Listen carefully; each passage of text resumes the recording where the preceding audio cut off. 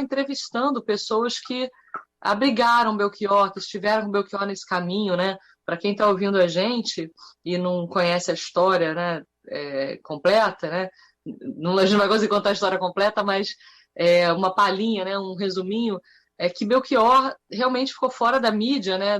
Ele foi muito famoso nos anos 70, 80, e aí nos anos 90 ele ainda fazia aqueles mesmos shows com aquelas mesmas músicas, né? Já não conseguia emplacar música nova, e aí nos anos 2000, então, ele estava super fora da mídia, super cansado de fazer aqueles mesmos shows e tal, e decide dar um tempo na carreira musical dele, só que ele faz isso de forma um pouco destrambelhada, né?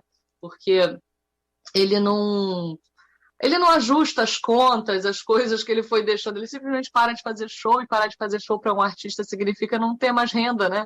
Porque, bom, tudo bem, tem a renda de direitos autorais, mas fazer show é essencial para a carreira de quem vive de música, né?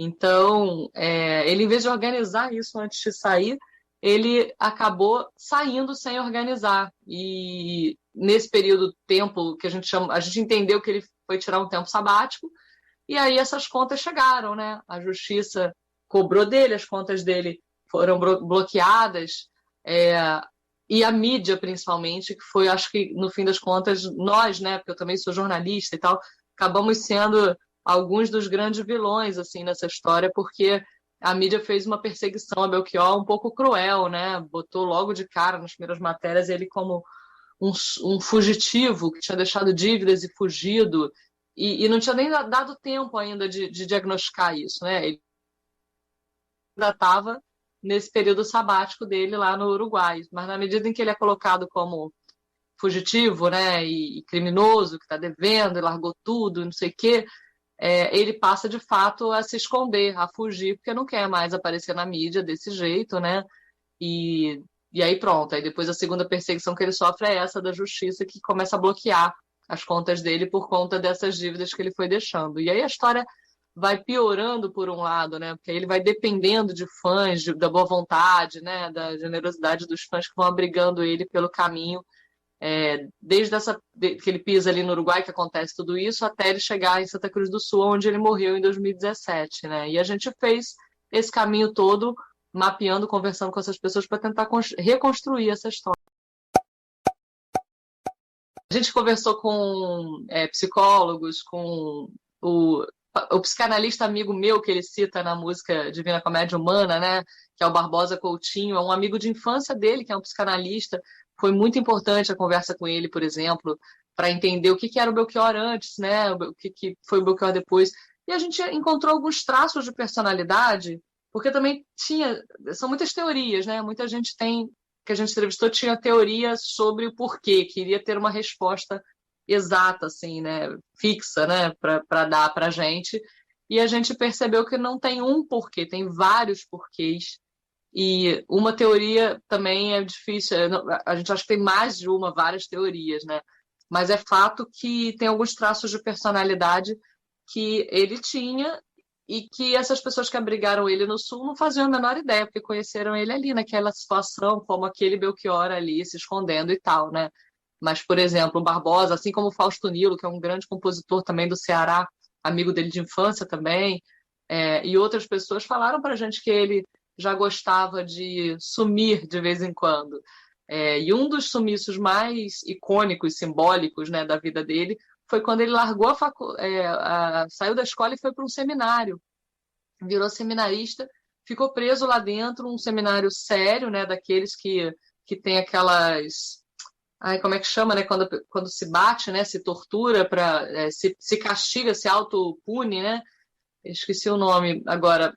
E ele ficou lá num lugar onde, por exemplo, ele soube que eles, né, os seminaristas, souberam que havia tido o golpe de 64 um mês depois, porque estavam clausurados lá dentro. Então, isso já é uma forma de sumir, de isolamento, né, de entrar num estado ali também de solidão, de solitude, né, para poder, de alguma forma, reconstruir alguma coisa dentro dele, né? E ele fez isso algumas outras vezes e pelo visto, estava procurando fazer aquilo. Mas como você pode ver, né, a história que continua, né? Ele sai do seminário e continua uma nova história, né? Ele sai de seminário, vai fazer a faculdade de medicina, depois decide ser músico. Então, a gente acredita que ele foi para esse lugar, para esse Uruguai, né, para esse período, esse isolamento no Uruguai, para voltar, para pensar, para ver o que, para reestruturar a carreira, o que fazer, sabe? Se eu não quero mais cantar aquelas músicas, o que eu quero fazer? Ele estava numa onda muito artes plásticas e tal, né? E eu acho que é isso. Ele acabou não voltando mais por conta da cascata de acontecimentos, que é uma das teorias que o livro traz e que eu acho que no fim acaba sendo a mais factível, que é, poxa, foi tirar um período sabático, só que foi acontecendo tanta coisa, foi a perseguição da imprensa, depois a perseguição da mídia, uma vergonha, né? Porque como é que você volta também como vergonha nacional, como um criminoso, né? Um cara com, né, com o talento dele, com o nome dele. Escorpião, né? Que é um cara também que quando se machuca se fecha, né? O signo, as pessoas do signo de Escorpião. Então essa teoria da cascata de acontecimentos colou mais pra gente do que as teorias que tentavam dizer que ele ficou maluco, que ele pirou, que o psicológico estava afetado. Bom, o psicológico fica afetado, né? Todos nós, né? Por exemplo, na pandemia, todos nós estamos com o psicológico afetado. O dele também estava, mas não no nível psiquiátrico, como tentaram colocar em algumas das conversas que a gente teve, né? Pelo menos nenhuma dessas fontes que estiveram com ele, que abrigaram, né, que moraram praticamente com o Belchior no período que ele foi trocando de casa em casa lá no Sul, nenhuma dessas fontes viu o Belchior ou tomando um remédio psiquiátrico, ou pirando, ou surtando, nada. Belchior estava sempre de bom humor, sempre contando piada, contando história, gostava de contar história, né? Então a gente descartou essa hipótese, mas ela está no livro porque a gente trouxe para o livro tudo que falaram, tudo que contaram, né? Só que a gente debate essas hipóteses, né? Ele não é um livro só em que a gente narra só os fatos, a gente narra os fatos e conversa com esses fatos para que o leitor também possa conversar, né? Porque afinal a voz de quem, né, as entrevistas, a gente quando faz um livro desse, a gente faz uma entrevista e tem que fazer outras 5, 6 para contextualizar aquela entrevista, porque senão é aquela voz de uma pessoa que simplesmente acha, né? Acha que foi assim, né? E a gente não podia, com essa história de Belchior, achar nada. A gente tinha que, no mínimo, quando não tiver certeza, dar todas as possibilidades para o leitor tirar a própria conclusão. E é isso que a gente faz no livro Viver é Melhor que Sonhar.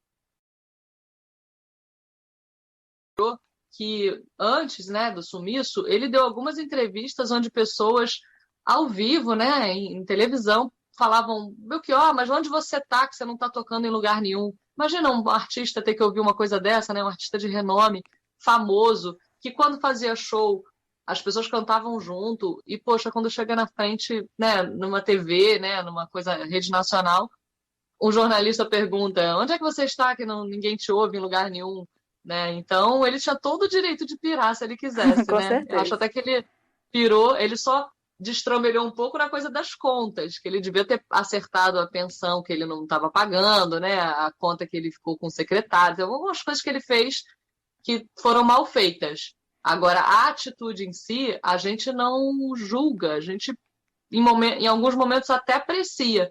Quem nunca teve vontade de sumir do mapa, parar tudo, tirar um período sabático, sabe? Largar, se isolar, né?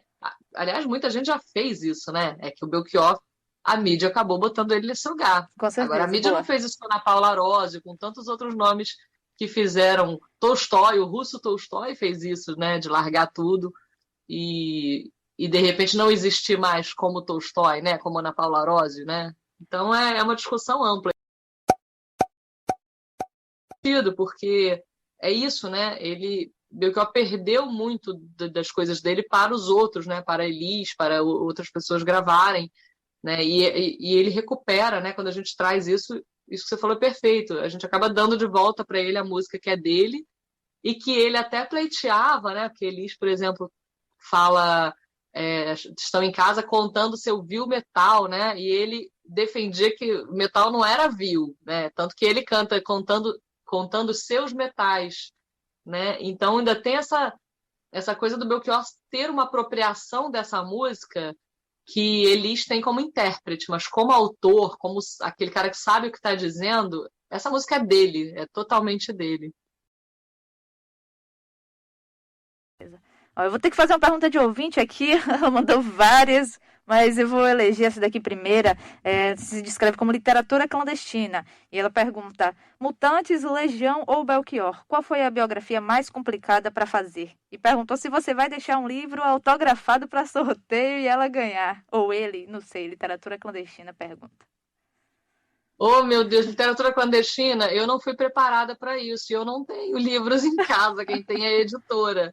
Mas quem sabe, né? A gente pode articular esse sorteio aí, mas eu vou ter que fazer a ponte da rádio com a editora, infelizmente, porque tem isso, né? A gente que é autor, a gente tem maior trabalho e no final a gente ganha 10 cópiazinhas só do livro que vai para a família e acaba não conseguindo fazer muitas dessas ações. Diferentemente dos outros livros, porque eu sei por que literatura está falando isso. Porque eu tenho o Discobiografia Legionária e o Discobiografia Mutante, né? Que são 2 livros que eu fiz anteriormente. E ambos são da minha editora. O Legionário eu lancei por outra editora, mas depois a gente renegociou e eu trouxe os direitos para minha editora, que é a Garota FM Books. E aí o Mutante eu lancei pela Garota FM Books. Então eu consigo fazer mais ações com esses livros porque eu sou minha própria editora. Agora, qual foi mais difícil?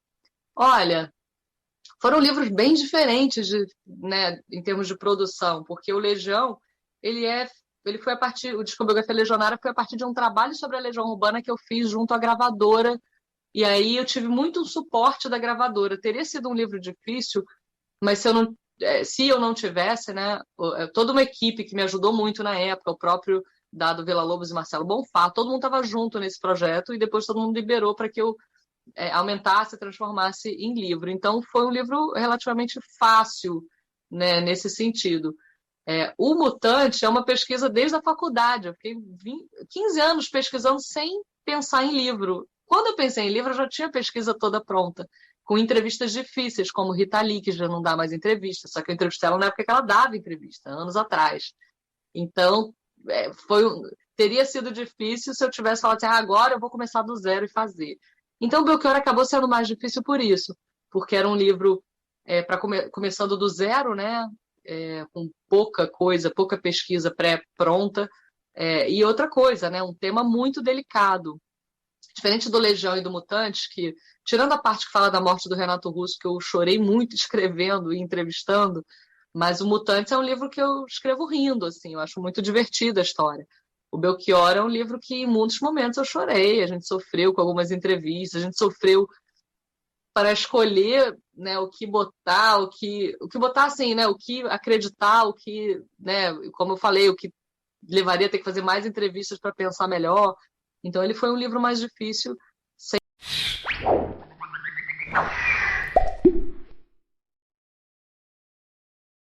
Tédio, falta de criatividade, confusão, burrice e conformismo. Desliga a televisão e vai ler um livro.